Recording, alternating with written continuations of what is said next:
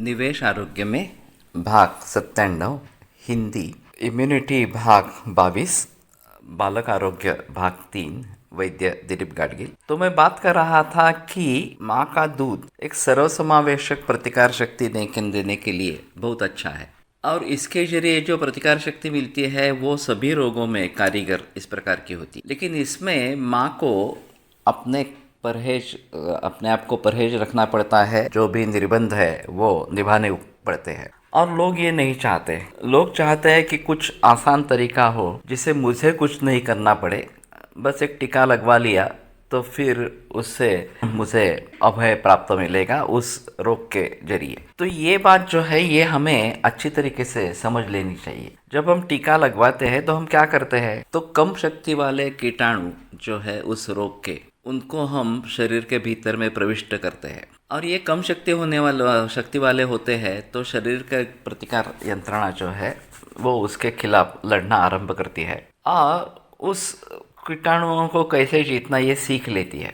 अगर आगे उस रोग के कीटाणुओं का हमला हुआ तो अभी यह शरीर की प्रतिकार यंत्रणा को मालूम है कि किस तरीके से उससे निपटना है, तो फिर यह हमला होने पर उस रोग से हमें बचाव मिलता है, सुरक्षा मिलती है। इसी बात को लेकर जितने जितने भी इस प्रकार के कीटाणु विभिन्न रोगों के मालूम है उनके खिलाफ इस प्रकार का टीकाकरण किया गया, लसीकरण किया गया और ये दिन ब दिन बढ़ता ही जा रहा है। नए नए विकार इसमें आ रहे हैं। अब तो सर्वाइकल कैंसर के लिए भी नई टीका बन रही है जो 2-3 महीने में बाजार में आएगी। तो क्या यही सही तरीका है या जनरलाइज्ड इम्यूनिटी या सर्वसमावेशक इस प्रकार की प्रतिकार क्षमता ये सबसे अच्छी इस प्रकार की है? तो इसमें संदेह की बात नहीं है कि ये सबसे अच्छी है, लेकिन इसमें निर्बंधों को पालना जरूरी इस प्रकार का होगा और लोग वही नहीं चाहते हैं। यही एक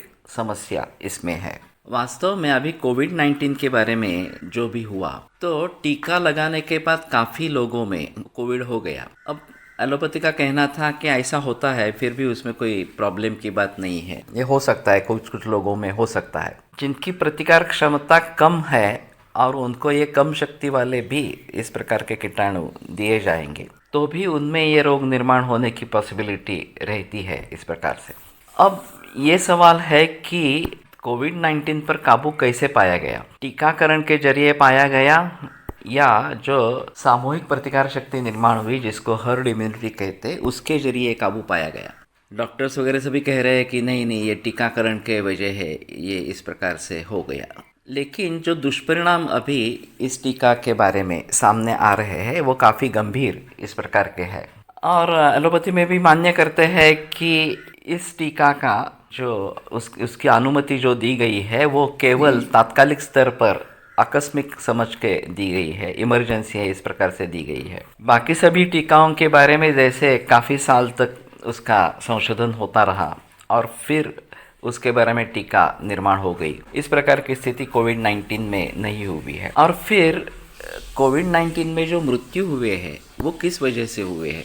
तो जिनकी प्रतिकार शक्ति पहले से ही कम थी उनमें मृत्यु होने की आशंका इस प्रकार की थी, चाहे कोई बीमारियों की वजह से हो। और दूसरी बात, जो भीति का माहौल खड़ा कर दिया था उसके वजह से काफ़ी मृत्यु हो गई है क्योंकि ओज बहुत कम हो गया इस प्रकार से। तो ये बात ध्यान में रखनी है और फिर उसके बारे में कैसे सोचना है। सामूहिक प्रतिकार शक्ति या सर्वसमावेशक प्रतिकार शक्ति का ही जिक्र करना बेहतर है।